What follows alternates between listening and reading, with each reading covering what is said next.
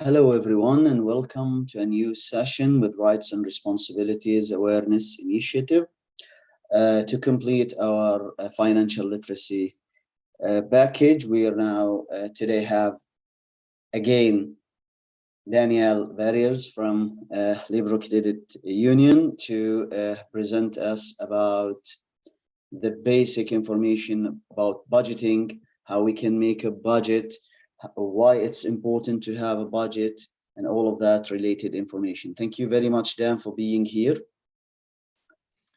My pleasure. Thanks for having me.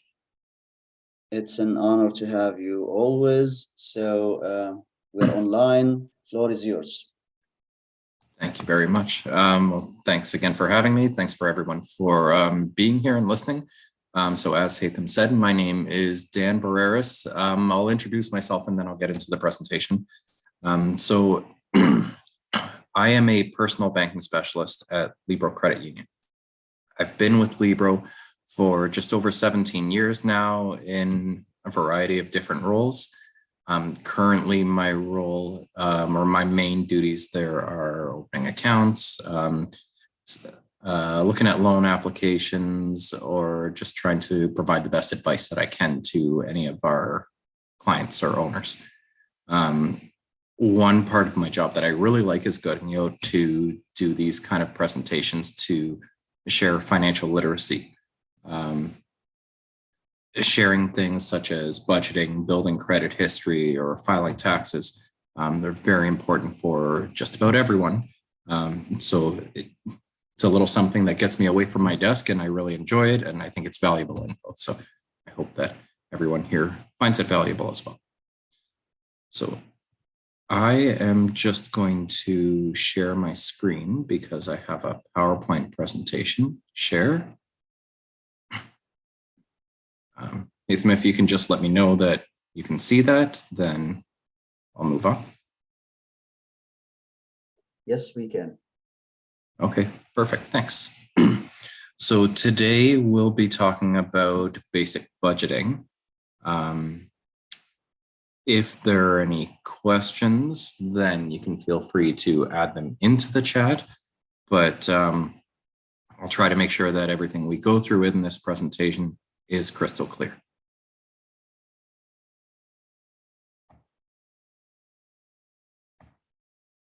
There we go. So normally I'd go through housekeeping, washrooms and whatnot, but since this is virtual, that isn't really an issue. If there is anyone that has questions, you can raise your hand or just type your questions into the chat. I'll try to keep an eye on it, and then hopefully Haitham can also help me too.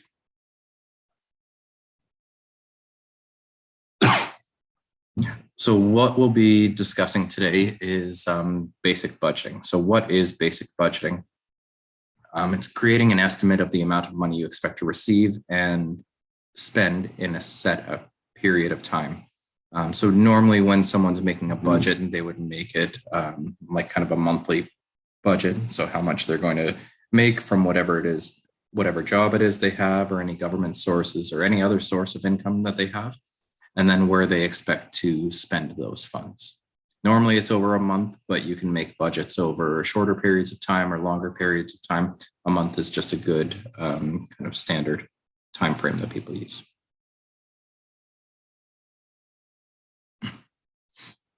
So what we'll learn today is what a budget is and why you should create one, tips to help you reach your financial goals, ideas to help you adjust your spending or your budget, and there will be a few more items in there.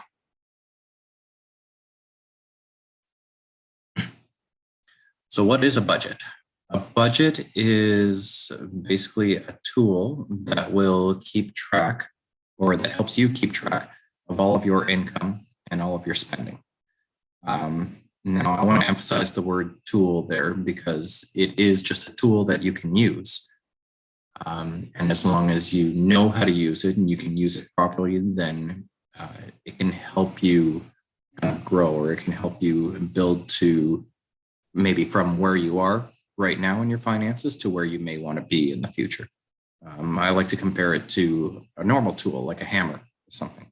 If you know how to use a hammer, if you're responsible and know how to build something with it, then you can build a table, a chair, a house, whatever it is. If you don't know how to use it, though, if you're not using a hammer properly, then you can break your thumb. So similar to a budget, if you use it properly, then it can work wonders for you.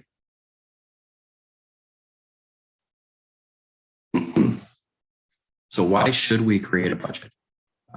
We create a budget to help us understand where we spend our money. Normally, or for most people, there are maybe a couple, like one or two sources of income that you have. So it's easy to know where your money is coming from or how much you might have coming in. But where you spend your money, most people would spend their money at several different places for several different reasons or purposes. So a budget will help you categorize those items and track them, keep track of them over time so you can understand where you might be spending most of your funds, a little of your funds, where you think you might be overspending or whatnot.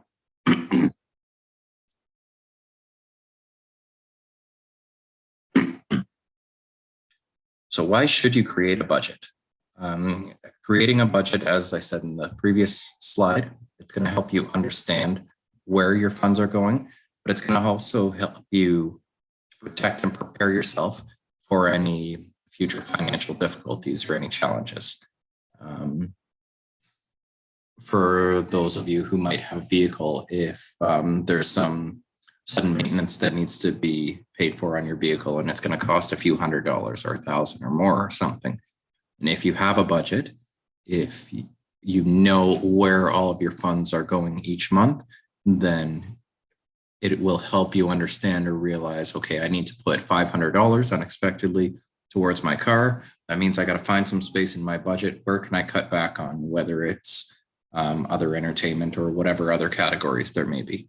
Hopefully, too, you've prepared for that a bit ahead of time with your budget, kind of building in kind of some savings or a sort of safety net for yourself. But that's where a budget can be valuable.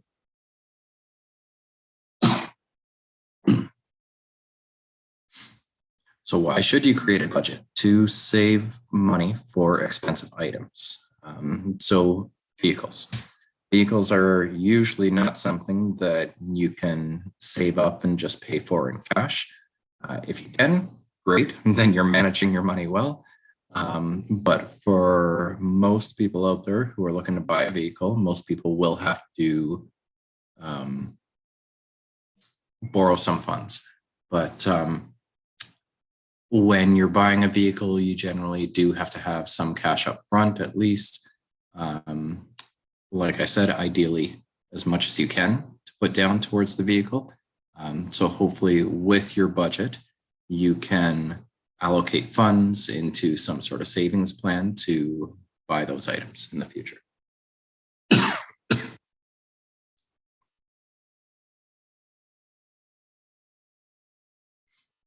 So there's a true or false question here. So if I don't have money, there's no point in making a budget. What do you think? I will answer this with false. False. Thank you, Haytham. Yes, even if you don't have money, even if you don't have an income right now, there is still reason, or there is still a benefit to building a budget for yourself. It's likely that eventually you will have some income. So first, having a budget in the first place will help you be prepared for when you reach that point. Plus, tracking any funds that you are spending, knowing where they're going, knowing what your habits are, like I said, will help you in the future. When we're looking at budgets, there are usually different categories that you look at. And one of those is comparing your needs and your wants. So a need in this case on this slide is coffee. Some people feel that they need a coffee every day. Sometimes I feel like I need it some mornings too. But a coffee can be something that you just brew at home, or it can be that expensive cup of coffee that costs $5, $6, $7 or something. A need is the coffee, and that brewed coffee that you make at home satisfies that need, but some people may have that want and may go out and buy that $5, $6, or $7 cup. So identifying what your needs are, what your wants are, is an important step in building your budget.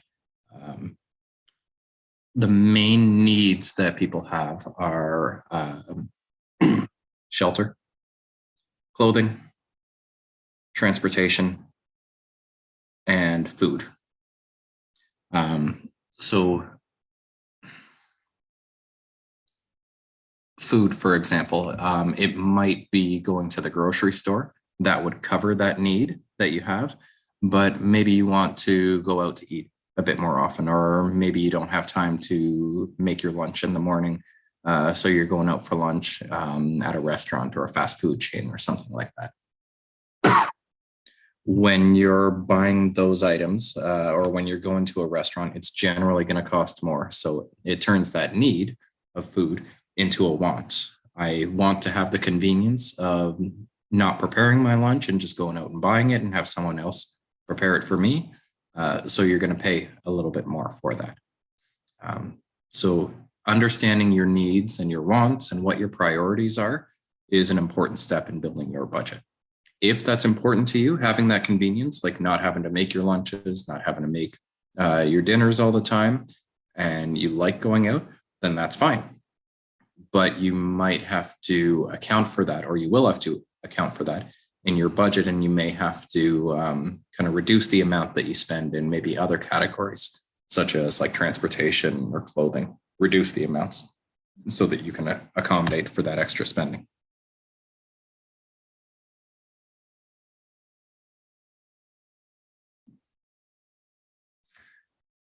When you're building your budget, there are 7 main steps. So the steps are laid out here on this slide, but I'll go into detail of each one of them in the next few slides.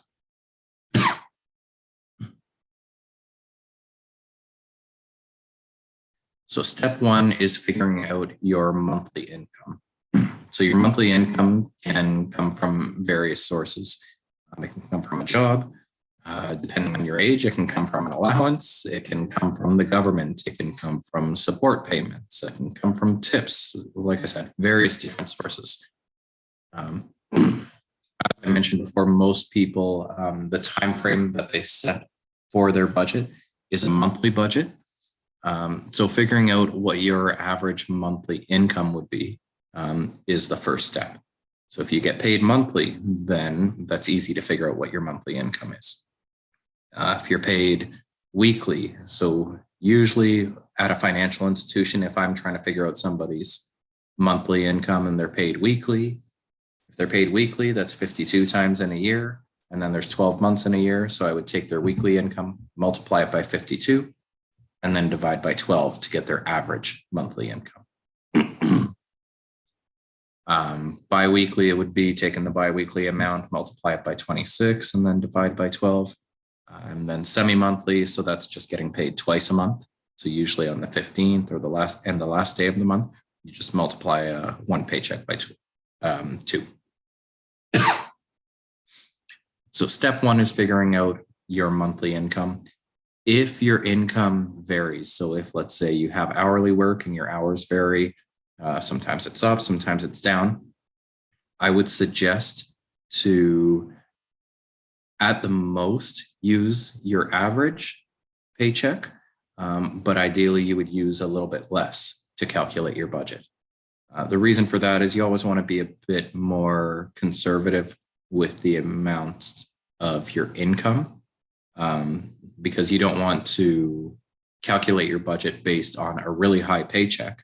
And then most months your paycheck is lower, but you've accounted for your budget with the higher income. So then you're going to be in the negative, or you're going to be spending too much each month. So that's what I would recommend if your income fluctuates.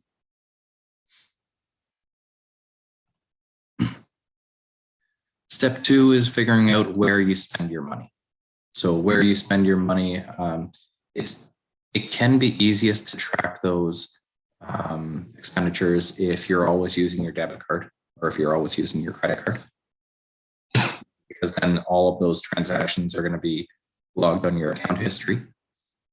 If, however, you're using cash, then try to keep your receipts and note them. Yeah, and whichever you prefer. And that's kind of a personal preference if you use cash versus debit or credit cards.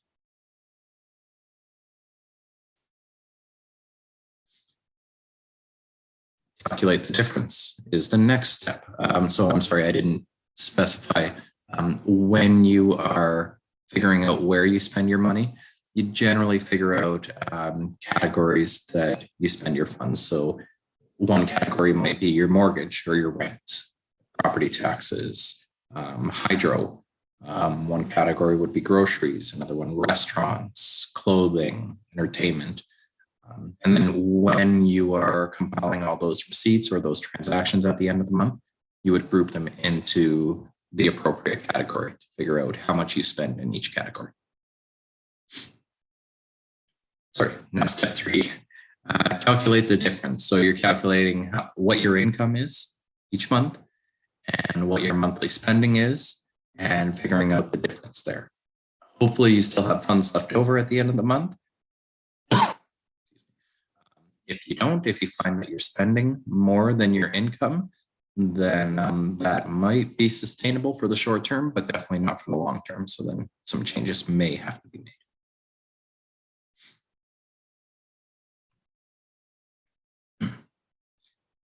The next step would be setting an achievable goal. So an achievable goal might be, for example, on this slide shows if you want to save for a vacation or if you want to save for a car purchase or save to buy a house. Trying to set, and it specifically says they're an achievable goal because you want to make it achievable or realistic. If, for example, you make, just for easy numbers, $1,000 a month, and you say, okay, I want to save $500 a month so that eventually I'll have enough funds to buy a car or go on a really nice vacation after a few months. If out of that $1,000, you need to pay your rent, your groceries, utilities, for clothing, things like that, then saving $500 is probably not realistic. So you also want to set that achievable goal because you yourself want to reach it. If you're setting your goal too high, you're never really achieving it.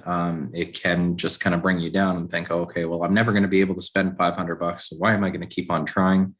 So you may just kind of quit or give up. So make sure that that goal that you set, it's a path towards the eventual goal that you want to reach, like buying that car or going on vacation, but again, that it's achievable each month.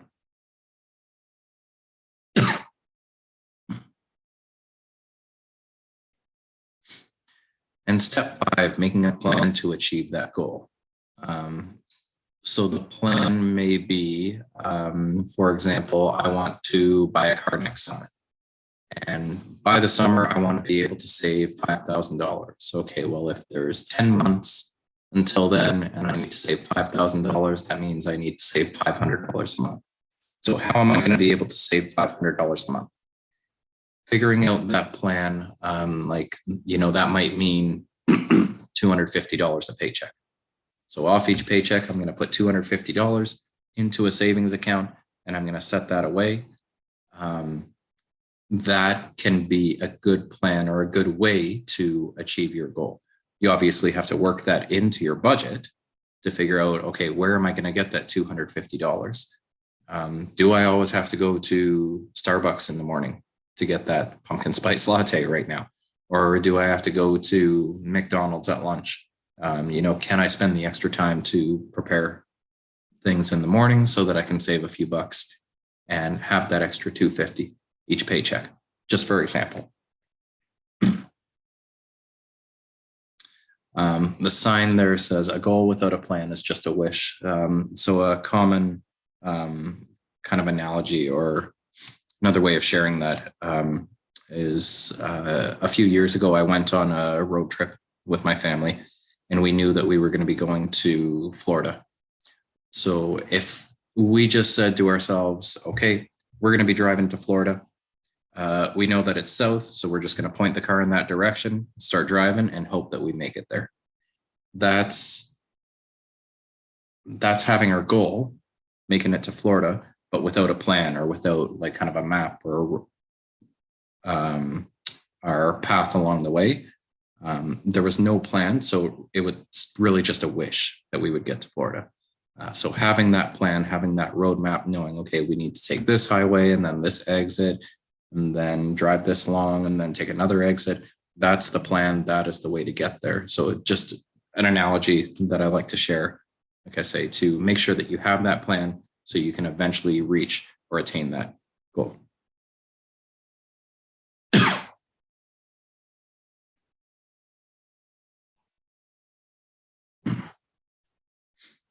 Step 6, keep track of your income and your spending. So when you start your budget, you obviously want to calculate out those amounts, figure out what your average monthly income is, how much you're spending on rent or mortgage, your mortgage each month, your utilities, groceries, and everything. But you don't just want to do that for 1 month and then just leave it. You want to keep tracking those throughout the month, the next month, the month after that. If you don't look at your budget each month, that's fine, but make sure that you are revisiting that budget every other month, or every 3 months at least, to ensure that you are still on track, that you're still spending what you expect to, and that you're still saving what you expect to. I'm not going to say the worst thing that you can do is just making a budget and then just leaving it, because then at least you've done a little bit of work.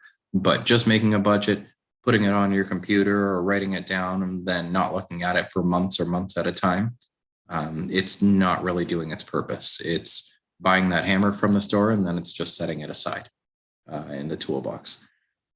You have the tool, that's great, but it's not really doing anything for you. So making sure that you're continuously tracking your income, tracking your spending, and making adjustments where needed is important.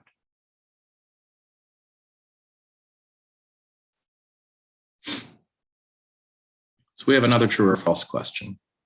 So true or false, 1 in 2 Canadians has a budget, and over 90% of those who do have the budget stick to it most of the time.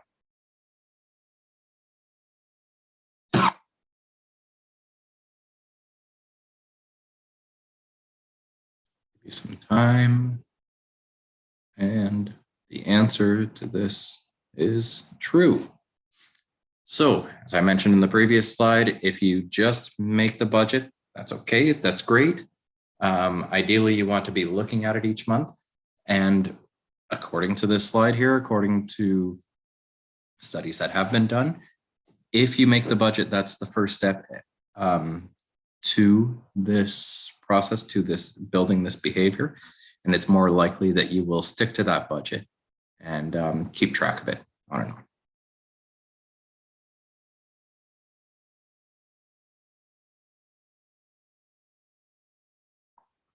So step 7, a bonus or helpful hint, and it's something that I suggest to people when I'm in the branch all the time, is if you're saving for something specific, like on the other slides, a vehicle, a house, a vacation, anything like that, create a new and separate savings account just for that specific goal.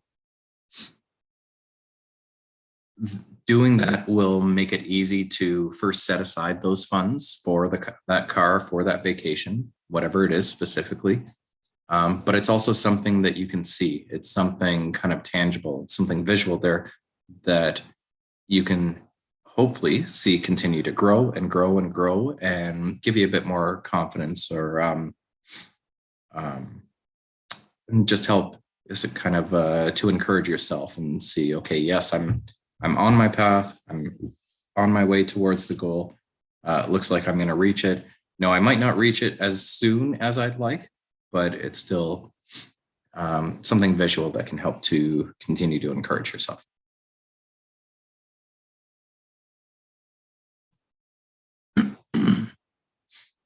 So this slide here shows kind of a basic example of a budget.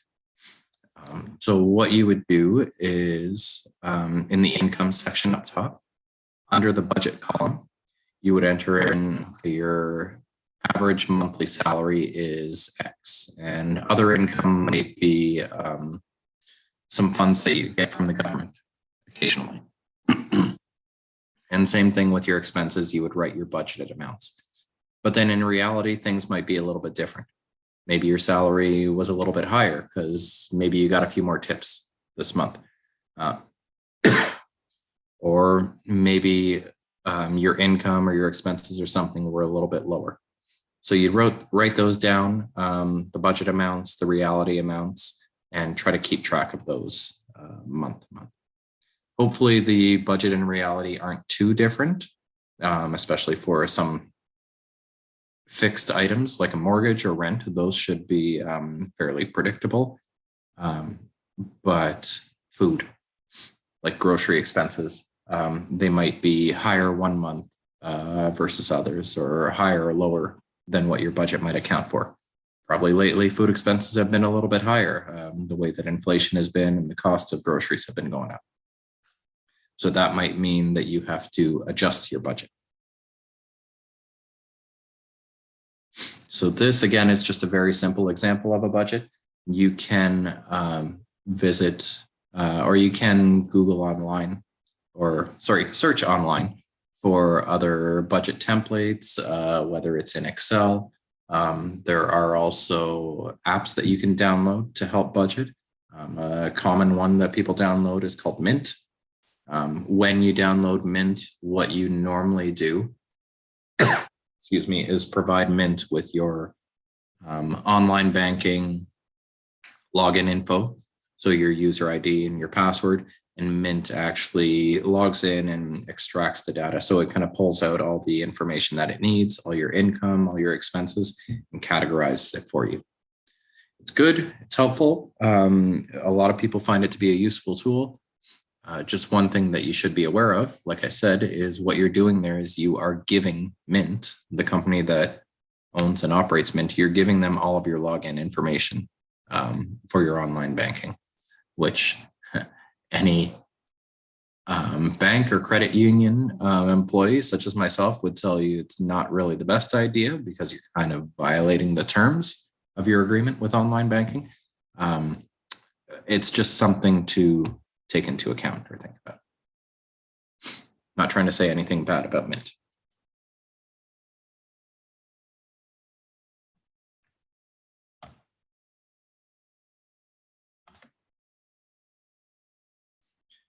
And that brings us just about to the end of the presentation. So normally when I present this topic in person, there's some info that I can share. I don't obviously have those to share right now, just because we're doing this virtually. But if there are questions, then participants here are welcome to share or ask away. Thank you very much, Dan, for this fruitful presentation. There's a lot of things need to be taken care of, especially due to the current circumstances and inflation. And if I may, I would like to ask, sometimes we found ourselves in a different choice to choose between two things, where to spend our money. Resources are limited, but there is two serious needs. So, and of course, I totally understand that this could be different from someone to someone else, but is there any kind of tips, any kind of advice that you could give, and how to make that dilemma how to solve that dilemma, how to come with a decision to choose between two things, and you need both of them, and you cannot choose, you can only choose one of them? That's a good question. I try to present that to my 7-year-old son occasionally when we're at the grocery store, or when we're at the mall or something. Is this something that you need, or is this something that you want? Are you willing to spend the money on this item and not get that item? I'd have to say that that is a personal choice. The example, or what you were saying there, was, there are two items that you need. Well, need means, like I said, it's some sort of clothing, it's some sort of food, or it's shelter or something like that. If it's a need, there's not really a way to get around it unless you decide, okay, well, maybe I don't need this item this month. I can wait until my next paycheck, or I can wait until next month to be able to afford this item. If it's just something that you want, then that should be an easier decision. Often what I tell people when I'm meeting with them in my office or over the phone or whatever it is if I look at your budget, then I should be able to kind of, from the data, from your budget, I should be able to kind of figure out what your priorities are. If I find that, and this is the case for me sometimes, that the category for restaurants, that amount is high, or I tend to go over that amount, that budgeted amount each month, it might mean that that is a priority. The convenience of going somewhere and having someone else prepare my meal, or maybe I didn't get up early enough and I didn't have time to make my lunch in the morning. So going out to buy that lunch. So looking at someone's budget like that, and like I said, in that example, if we see that restaurants are way high, then that seems to be a priority for them. Now, again, back to your example, if you're in the store and you have two items there and you need them both, but you only have enough funds for one, it's kind of a personal choice as to, okay, which one of these, if I can only afford one, which one of these can I go without for now, and then hopefully afford after the next paycheck or in the next month. So sorry, there's not really a straight answer for that other than personal choice. Thank you very much, Dan. So if there is any other question, comment, please feel free to unmute yourself and ask away.